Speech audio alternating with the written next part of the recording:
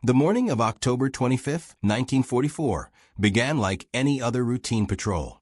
Ensign William Brooks lifted off from the USS St. Lo at 6:37 a.m., his aircraft humming steadily as he scanned the Pacific horizon for submarines. Then he saw them. His heart stopped.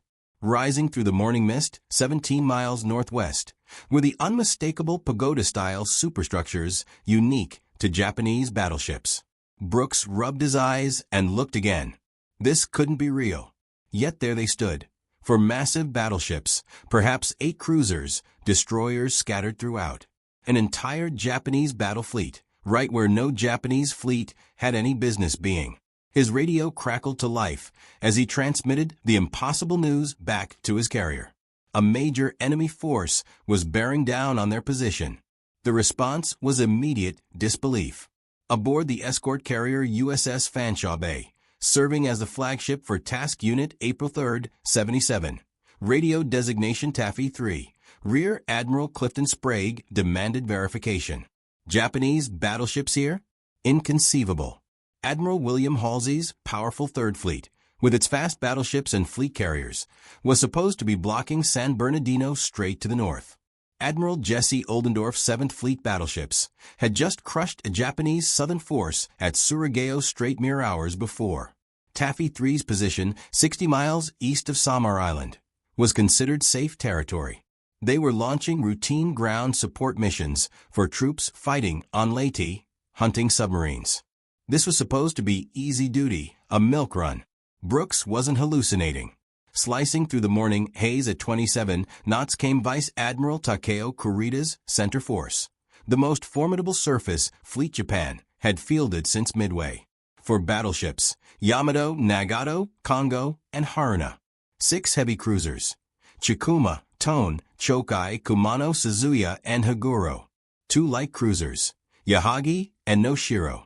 11 destroyers. Combined displacement, over 200,000 tons. Leading this armada was Yamato herself, 72,000 tons, the largest battleship ever constructed. Her main battery mounted 9 18.1-inch guns, the biggest naval artillery pieces ever deployed at sea. Each could hurl a 3,200-pound shell over 25 miles. She carried more than 125 anti-aircraft guns. Her armor belt measured 16 inches thick. She was engineered to fight and destroy any vessel afloat. And she was steaming directly towards 6 escort carriers designed solely to combat submarines. Kurita's force had slipped through San Bernardino Strait in complete darkness at 3 a.m., undetected and unchallenged. The Japanese admiral could scarcely believe his fortune. He had anticipated finding the strait defended by American battleships. Instead, it stood empty.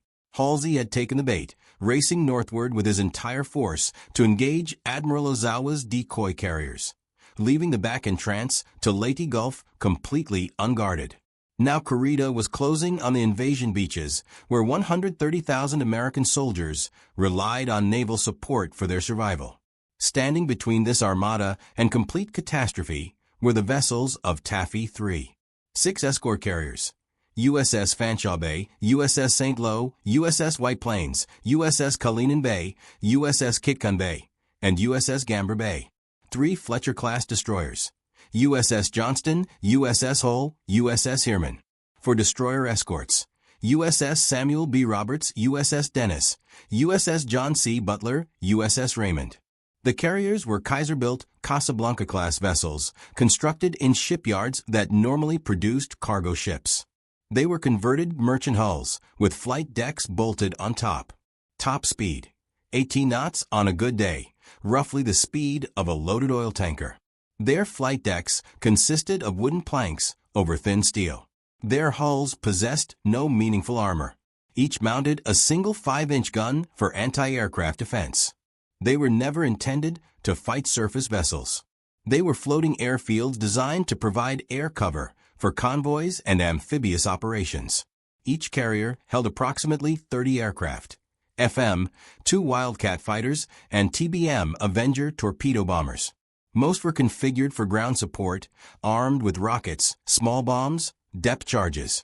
Perhaps a dozen torpedoes total among all 6 carriers' air groups, nowhere near enough to stop a battle fleet.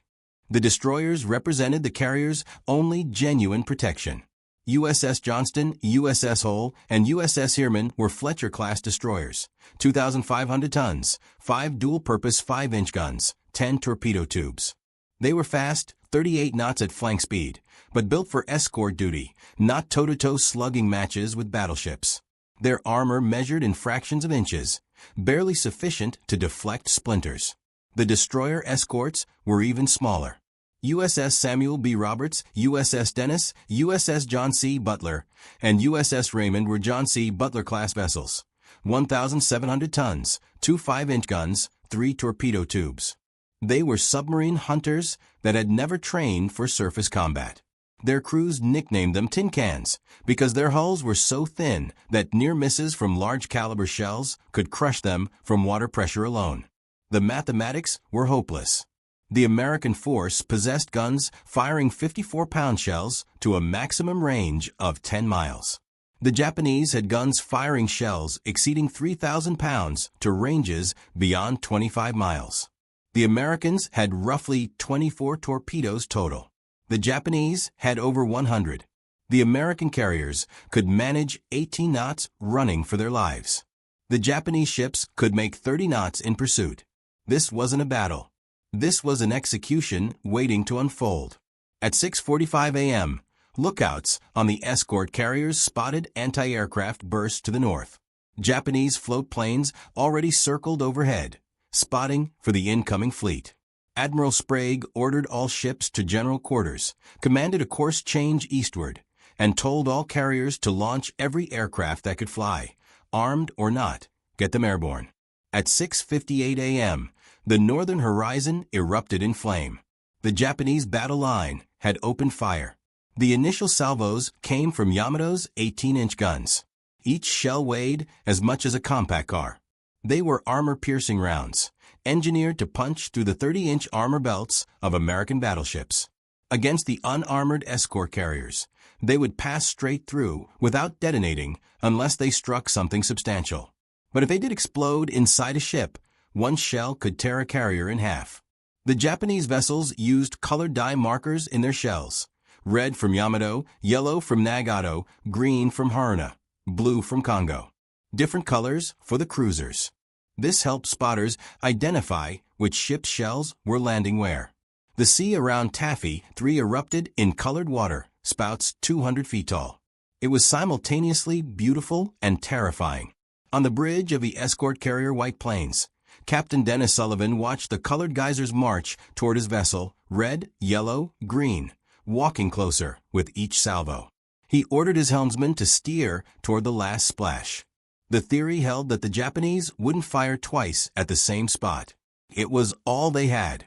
Admiral Sprague recognized his carriers couldn't outrun the Japanese.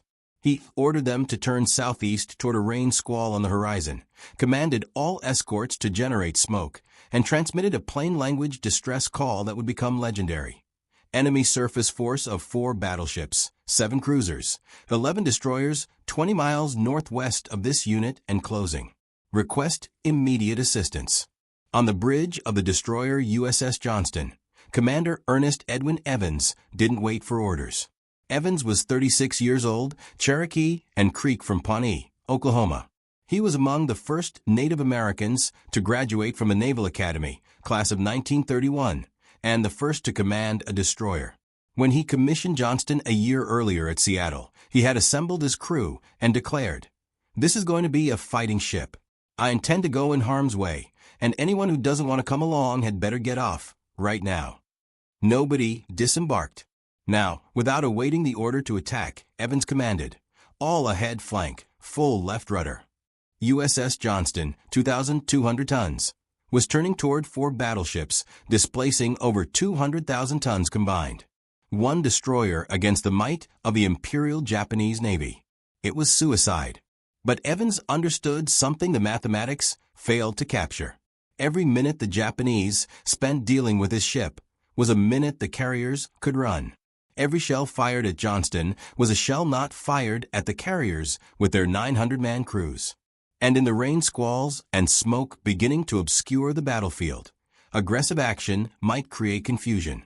At 7:10 a.m., Johnston was generating smoke, laying a thick black screen between the Japanese and the carriers.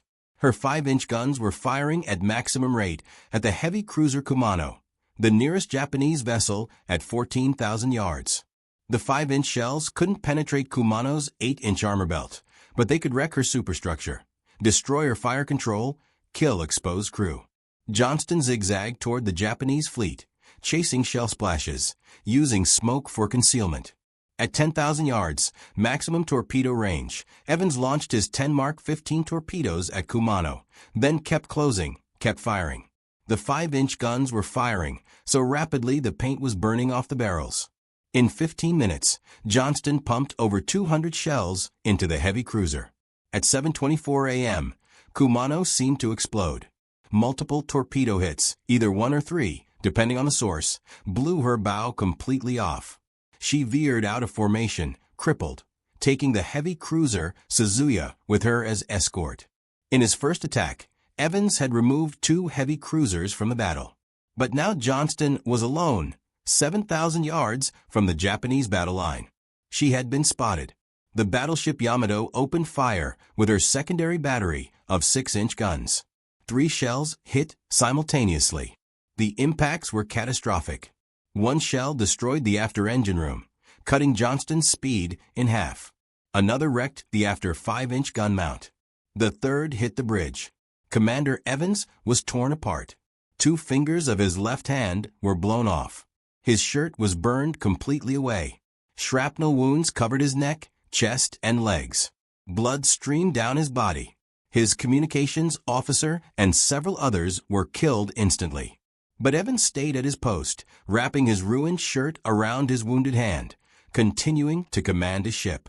More shells followed, 14-inch shells from the battleship Congo, 8-inch shells from multiple cruisers. They tore through Johnston like tissue paper. The forward engine room was destroyed. Electrical power failed. The Euro compass tumbled. Steering control was lost from the bridge. Yet somehow Johnston stayed afloat, stayed in the fight. Evans shifted steering control to the after steering compartment, shouting orders through an open hatch while men manually turned the rudder. Back on the carriers, pilots were launching in anything that could fly. Many Avengers hadn't been loaded with torpedoes.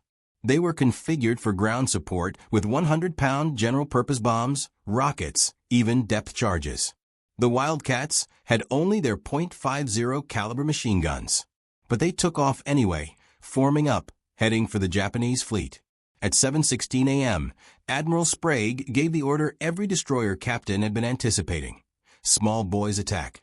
Launch torpedo attack. The little ships were going in. On the destroyer USS Hull, Commander Leon Kintberger ordered flank speed.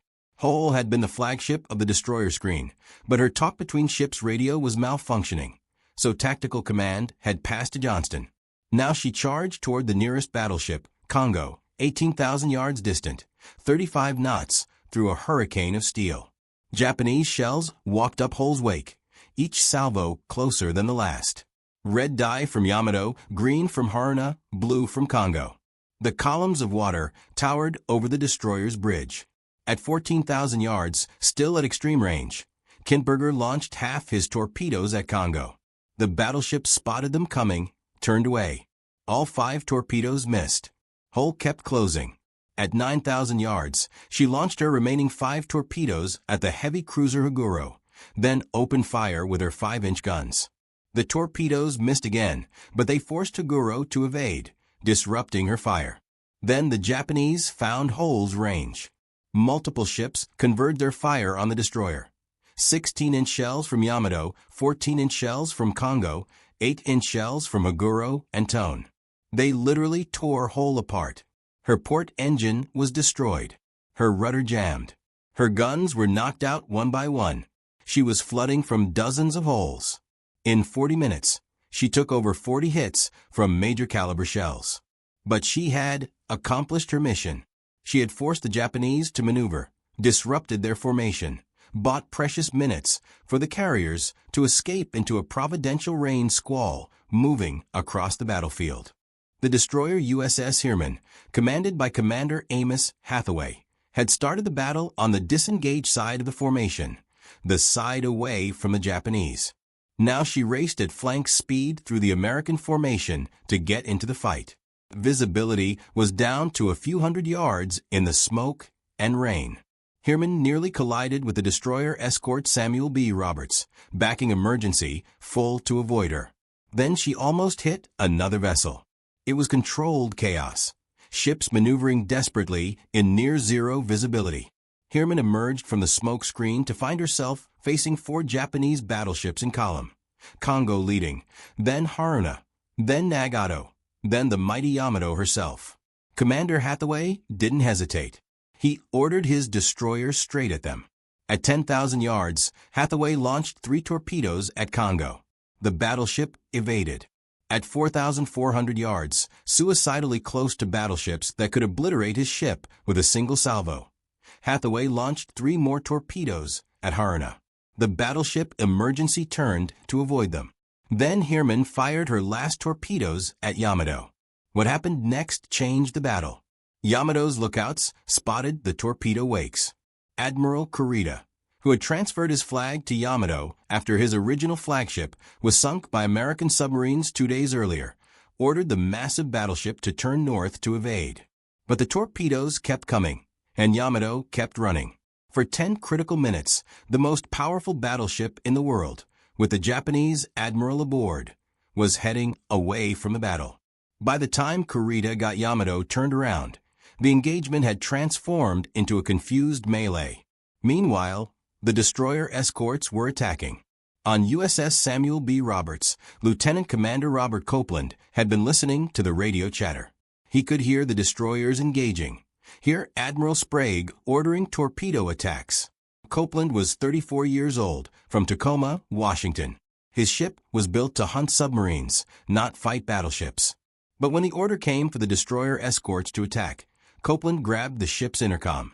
Men, the enemy force is now bearing 085, distance 7 miles. We're going in. This will be a fight against overwhelming odds, from which survival cannot be expected. We will do what damage we can.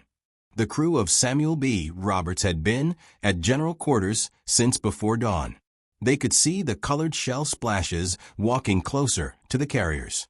They could hear the rumble of heavy guns that sounded like freight trains passing overhead. They knew what Copeland was telling them. They were going to die, but they were going to die fighting. Copeland ordered all-ahead flank.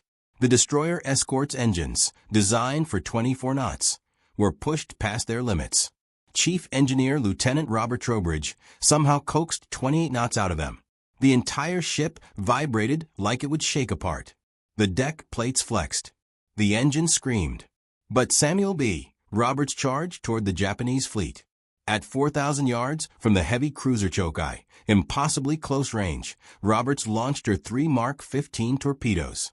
Then she opened fire with her 2 5-inch guns. The first salvo missed. The second hit, then another, and another. The little destroyer escort was pumping armor-piercing shells into a heavy cruiser at point-blank range. The Japanese returned fire. 8-inch shells from Chokai, 14-inch shells from Kongo. But at such close range, the Japanese ships couldn't depress their guns enough to hit the tiny destroyer escort. Shells passed overhead or punched through the ship without exploding. In gun mount 52 aft on Samuel B. Roberts, gunner's mate 3rd Class Paul Henry Carr was performing miracles. Carr was 20 years old, from Chakotah, Oklahoma. His gun crew was firing 6 rounds per minute, twice the designed rate. Each 54-pound shell had to be manually loaded, manually rammed. The gun was so hot that shells were starting to cook off from the heat. The compressed air system that cleared powder gases from the breech had failed.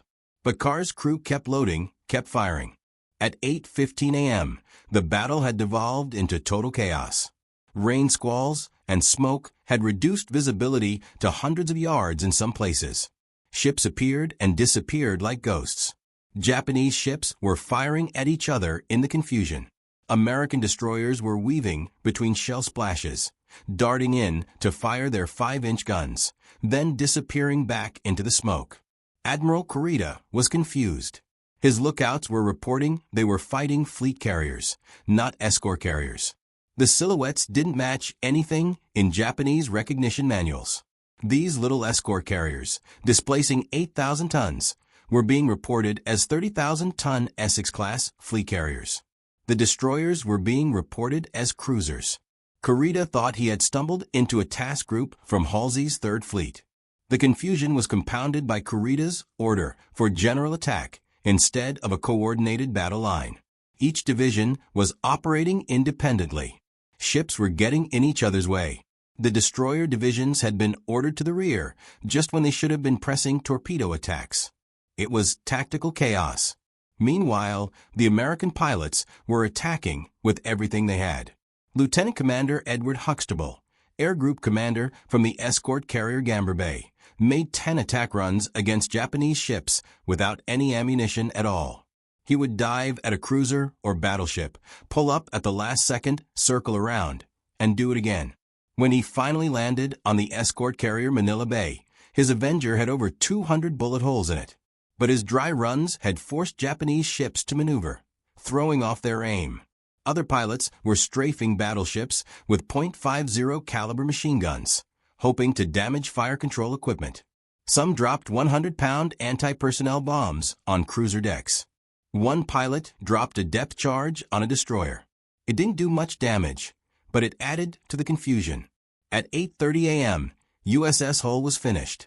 Surrounded by Japanese ships, hit over 40 times, engines destroyed, guns knocked out, she was a burning, sinking wreck. Commander Kintberger gave the order to abandon ship. Hull rolled over and sank at 8:55 a.m. Of her crew of 339, only 86 survived. 253 men died with their ship. At 8:42 a.m., Samuel B. Roberts took 3 8-inch shells in rapid succession. One tore a hole 40 feet long in her port side at the waterline. Another destroyed what was left of her engine power. The third was a direct hit on gun mount 52. The explosion was catastrophic. Most of Gunner's mate Carr's 10-man crew was killed instantly. Carr himself was ripped open from neck to groin. His internal organs were exposed. He was dying, would be dead in minutes, but he was still conscious.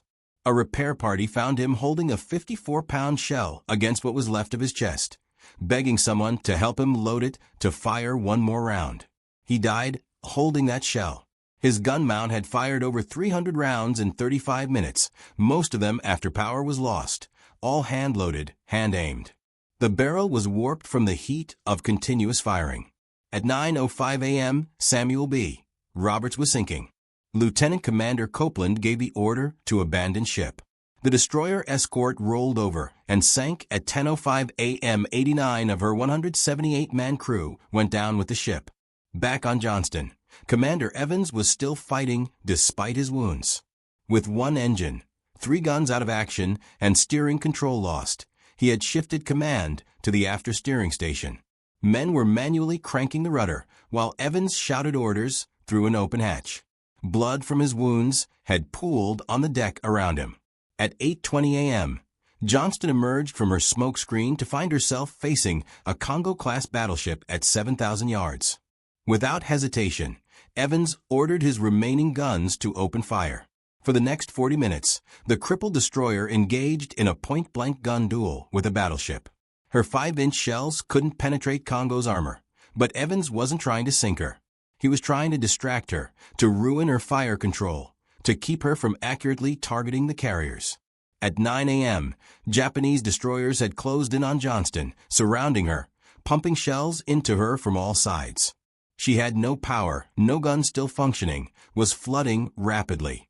Evans gave the order to abandon ship.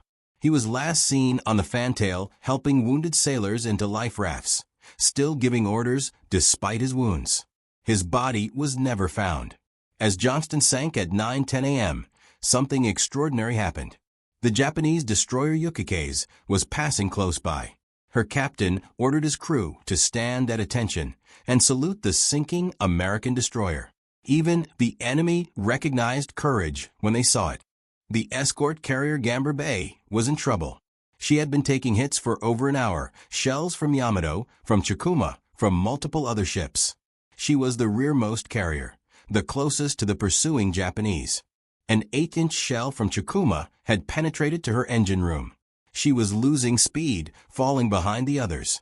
At 9:07 a.m., Gamber Bay capsized to port and sank. She was the only American aircraft carrier ever sunk by naval gunfire. 131 of her crew died, but she had lasted over 2 hours under fire from battleships, 2 hours that allowed 5 other carriers to escape. By 9 a.m., 3 Japanese heavy cruisers were out of action. Chokai was burning from bomb hits and the pounding she had taken from Samuel B. Roberts. Kumano was crippled from Johnston's torpedo attack. Chikuma had been hit by over 35-inch shells from the American destroyers and was now taking torpedo attacks from carrier aircraft. At 9:11 a.m., something unexpected happened. Admiral Kurita ordered his ships to cease fire and withdraw to the north. After 2 hours and 35 minutes of battle, just when the Japanese seemed on the verge of breaking through to the defenseless transports at Leyte, Kurita turned away. Why? Historians still debate it. Kurita would later claim he received reports of American carriers to the north, though no such reports were ever found in Japanese records. He claimed he was low on fuel, though his ships had enough to continue operations. He claimed he thought he had already sunk several fleet carriers and achieved his objective. The truth was probably more complex. Kurita was exhausted. He hadn't slept in 3 days. His original flagship, the heavy cruiser Otago, had been torpedoed and sunk by the American submarines Darter and Dace on October 23rd. He had been forced to swim for his life, was rescued, then transferred to Yamato. He had lost the super battleship Musashi to air attacks on October 24th. Now he had lost 3 heavy cruisers, with 3 more damaged. More importantly, Kurita had lost tactical control of the battle. His forces were scattered. Yamato's 10-minute run to the north had taken him out of command. Communications were poor. He didn't know where half his ships were. American air attacks were intensifying. Every few minutes, more planes appeared, forcing his ships to maneuver, disrupting their formations. And there was the psychological factor. The Americans weren't acting like a defeated force. Destroyers don't charge battleships unless they're screening something important. Carriers don't turn toward the enemy unless they have support coming.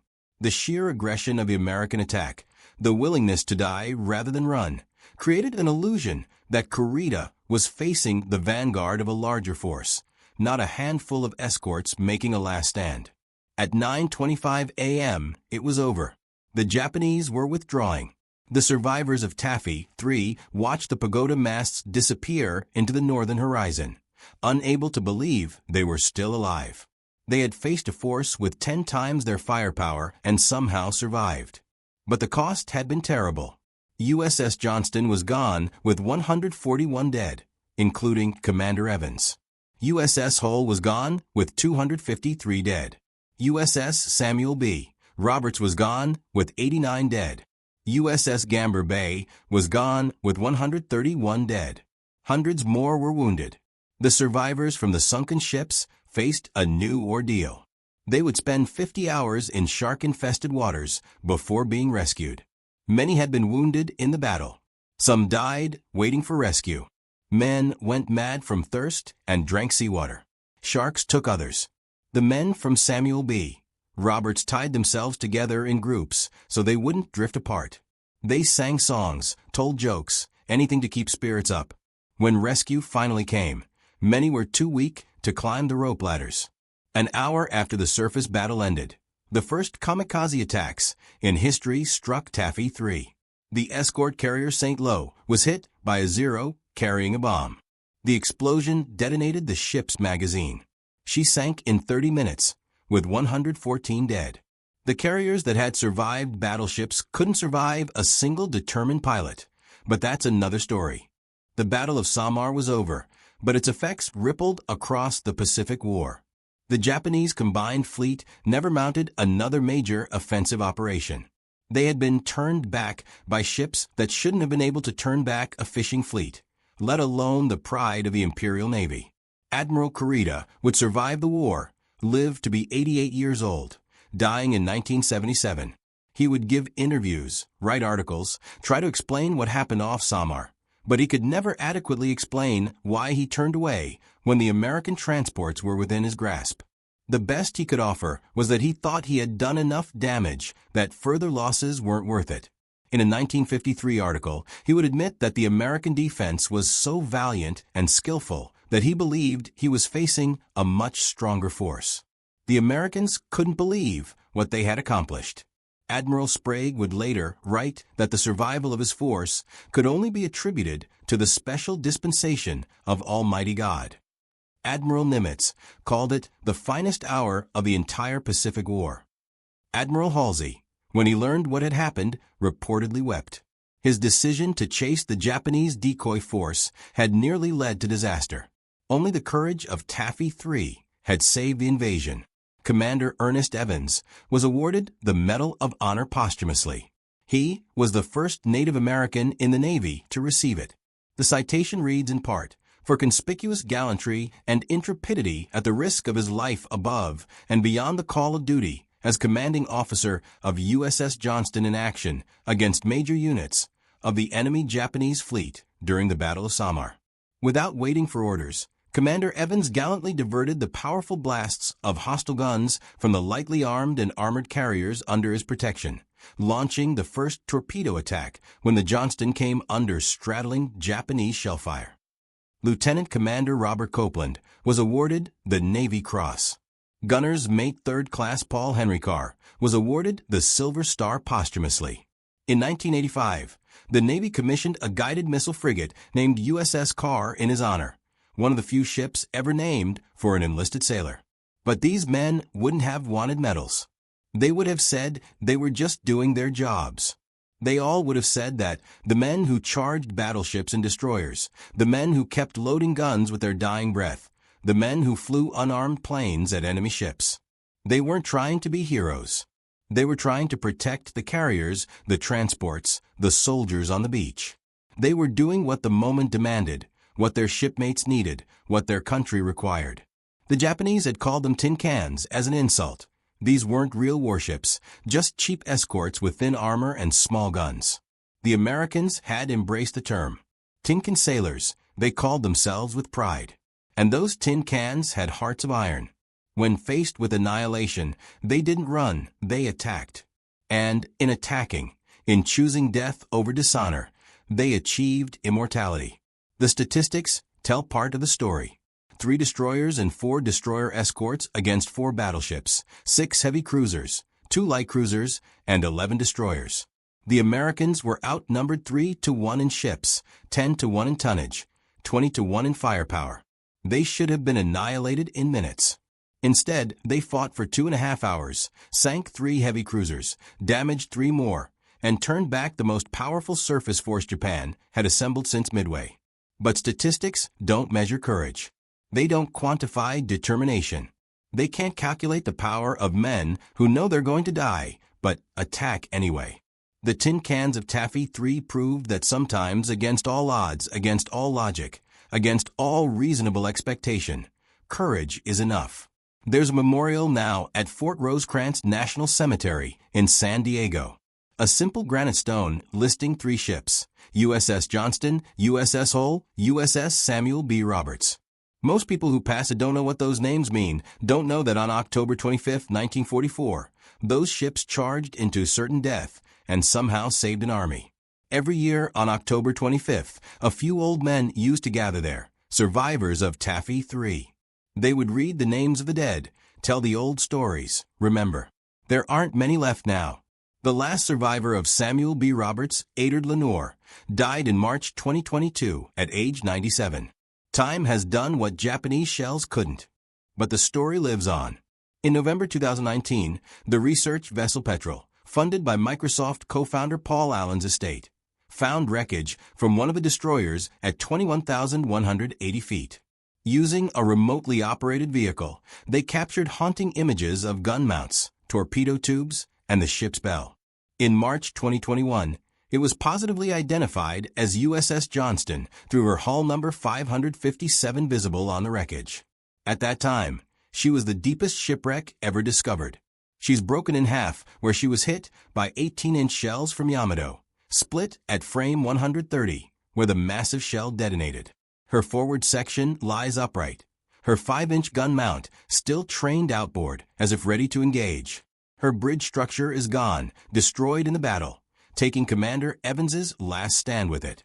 But her guns still point outward, defiant to the end, eternal sentinels in the darkness. In June 2022, explorer Victor Vescovo and his team aboard the research vessel Pressure Drop found USS Samuel B. Roberts at 22,621 feet, breaking Johnston's record as the deepest shipwreck ever found. The images were remarkable. Her guns, too, are still pointed toward the enemy, frozen in their last moments of battle. The torpedo tubes are empty, their lethal cargo expended in that desperate charge. You can see where the massive hole was blown in her side, where the 8-inch shells tore through her engine room. But she sits upright, proud, still ready to fight, still defending the carriers she died to protect. The destroyer escort that fought like a battleship, forever on watch in the dark Pacific depths. Finding these wrecks was more than archaeology. For the families of the men who died, it was closure. They finally knew where their loved ones rested. For the Navy, it was validation of a legendary story. The wrecks showed the damage described in survivor accounts, proved the intensity of the battle. For historians, it was confirmation of details long debated. And for all of us, it was a reminder that the ocean floor is a vast cemetery filled with the vessels and men who gave everything for their country. USS Hull has never been found. She lies somewhere in 20,000 feet of water off Samar, her exact location unknown. But her story, like those of Johnston and Roberts, will never be forgotten, not as long as there are sailors in the United States Navy who remember what courage means. The destroyer USS Heermann survived the battle, the only destroyer of Taffy III to do so. Despite taking major damage, she was repaired and went on to serve through the rest of the war. She earned the Presidential Unit Citation, the Navy Unit Commendation, and 5 battle stars. In 1961, she was transferred to Argentina and served as Air Almirante Brown until 1982. The last of the tin cans that faced down battleships finally retired after 4 decades of service. The escort carriers all survived except Gamber Bay and St. Lo, but they bore the scars. Kalinin Bay took 15 hits. White Plains was straddled so many times her plates were sprung from near misses. Fanshawe Bay had shells pass completely through her. They were patched up, sent back into service, continued operating until war's end. Ships that were never meant to see combat had stood up to battleships and lived. Taffy III was awarded the Presidential Unit Citation. The citation reads in part, "For extraordinary heroism in action against powerful units of the Japanese fleet during the Battle of Samar. The gallant ships of Task Unit April 3rd, 77 waged battle fiercely against the superior speed and firepower of the advancing enemy. 2 of the unit's valiant destroyers and 1 destroyer escort charged the battleships point blank, and expending their last torpedoes in desperate defense of the entire group, went down under the enemy's heavy shells. The courageous determination and the superb teamwork of the officers and men who fought the embarked planes and who manned the ships of Task Unit April 3rd, 77 were instrumental in effecting the retirement of a hostile force threatening our Leyte invasion operations, and were in keeping with the highest traditions of the United States Naval Service. But that's military language, formal and proper. The real story is simpler. When faced with impossible odds, ordinary sailors became extraordinary. When ordered to buy time with their lives, they bought it. When the moment demanded heroes, they became heroes, not because they wanted glory, but because that's what needed to be done. The Japanese perspective on the battle reveals how completely the American attack disrupted their plans. Vice Admiral Mato Magaki, commanding the battleship division that included Yamato, wrote in his diary that the spirit of all-out attack at short range was lacking in the Japanese force. They had superior firepower, but couldn't coordinate it. Captain Toshio Abe of the heavy cruiser Tone later admitted they were completely confused by the American tactics. "We thought we were fighting fleet carriers and cruisers," he said. "The destroyers attacked so aggressively we assumed they must be screening capital ships." Japanese communications during the battle show their confusion. Radio intercepts revealed Japanese lookouts, reporting they were engaging Task Force 38, Halsey's main carrier force. They reported sinking Essex-class carriers, Baltimore-class cruisers. They couldn't comprehend that these tiny ships would attack so ferociously unless they were protecting something vital. The aggression itself became a weapon, creating an illusion of strength that didn't exist. Vice Admiral Kurita's Chief of Staff, Rear Admiral Tomiji Koyanagi, later wrote that the American destroyer attacks were so determined and pressed home so vigorously that they created an impression of a much larger force. The smokescreens, the constant air attacks, the torpedoes coming from multiple directions, it all combined to create chaos in the Japanese command structure. No heed was taken of order or coordination, Koyanagi admitted. Each unit operated independently, which dispersed our overwhelming advantage in firepower. The Japanese also suffered from a critical intelligence failure. Their recognition manuals didn't include the Casablanca-class escort carriers. These were new ships mass-produced in American shipyards, something the Japanese couldn't conceive of. How could the Americans build carriers so quickly? They must be fleet carriers, the Japanese officers reasoned. No navy would defend 8,000-ton merchant conversions so desperately. The very desperation of the American defense convinced the Japanese they were facing something important. There was also the human factor. Admiral Kurita had been at sea for 5 days. He had been swimming for his life when American submarines sank his flagship. He had watched the super battleship Musashi, pride of the Imperial Navy, sink under American air attacks. He had lost sleep, lost ships, lost confidence. When faced with an enemy that wouldn't retreat, that kept attacking despite overwhelming odds, something in him broke. The Americans were supposed to run. They always ran from superior forces. But these Americans attacked. It didn't make sense unless they knew something he didn't, unless help was coming, unless this was a trap. After the battle, Japanese naval officers studied what went wrong. How could the most powerful surface force Japan had assembled be turned back by a handful of escorts? The official reports blamed poor communications, lack of coordination, mechanical failures. But privately, many Japanese officers admitted the truth. They had been psychologically defeated. The American willingness to die rather than retreat had shaken them. As one Japanese destroyer captain later said, "We had the guns, but they had the spirit." In war, sometimes spirit is enough. The aftermath rippled through both navies. For the Americans, it became a legend, a touchstone of naval courage. The Naval Academy started teaching it as an example of what determination could accomplish. Destroyer schools used it to show young officers that aggressive action could overcome superior forces. The Tin Can sailors became heroes not just for what they did, but for what they represented. The idea that ordinary sailors could rise to extraordinary heights when the moment demanded it. For years after the war, the survivors would gather. They would meet in San Diego, in Houston, in Washington. They would remember shipmates who didn't make it home. They would argue about details, who fired first, which torpedo hit which ship, when exactly did Kurita turn away. But they all agreed on the important things. They had done their duty. They had protected the carriers. They had saved the invasion. And they had done it not because they were special, but because that's what needed to be done. Robert Copeland, who survived the battle, spent years speaking at naval events. He would always emphasize that the heroes were the men who didn't come back. Paul Carr loading shells with his dying breath.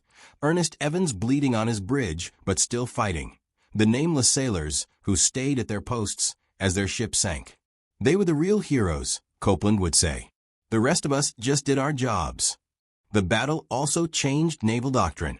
It proved that aggressive action by smaller forces could disrupt larger ones. It showed the importance of initiative at the tactical level. It demonstrated that technology and firepower weren't everything. that human factors like courage, determination, and leadership could be decisive. Military colleges around the world still study it as an example of asymmetric warfare, how a weaker force can defeat a stronger one through superior tactics and will.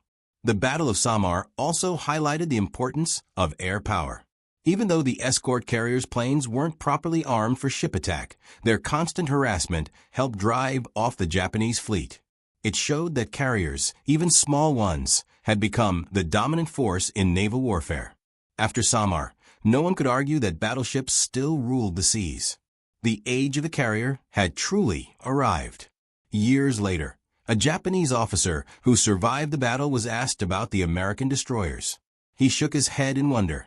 They fought like battleships. We couldn't believe such small ships would attack us. They came through their own smoke, firing everything they had. They wouldn't stop. Even when we had them surrounded, they kept fighting. We had to respect such courage. In all my years in the Imperial Navy, I never saw anything like it. That's the real lesson of the Battle of Samar. Not that David can beat Goliath, though sometimes he can. Not that courage can overcome overwhelming odds, though sometimes it does. The lesson is that ordinary people, faced with extraordinary circumstances, can choose to be heroes, can choose to charge when retreat makes sense, can choose to die on their feet rather than live on their knees. The Japanese had every advantage except one. They were fighting Americans who wouldn't quit. Tin can sailors who knew they were going to die and attacked anyway. Men like Paul Carr, who kept firing after he should have been dead. Men like Ernest Evans, who turned a destroyer into a battleship through sheer will. Men like Robert Copeland, who told his crew the truth and then led them into legend. Men like Amos Hathaway, who charged 4 battleships with 1 destroyer and forced the mighty Yamato to run. In the end, that made all the difference. 3 destroyers and 4 destroyer escorts against the pride of the Imperial Japanese Navy. The Tin Cans won. If you found this story as compelling as we did, please take a moment to like this video. These forgotten heroes deserve to be remembered. Subscribe to hear more untold stories from World War II. Each one matters. Each one teaches us something about courage, about sacrifice, about what ordinary people can do when history demands heroes. Leave a comment telling us where you're watching from Manila to Memphis, from Tokyo to Toronto, from Sydney to San Diego. We're united in remembering those who gave everything when everything was at stake. Thank you for watching. Thank you for remembering the Tin Can sailors who charged into hell and somehow saved an army.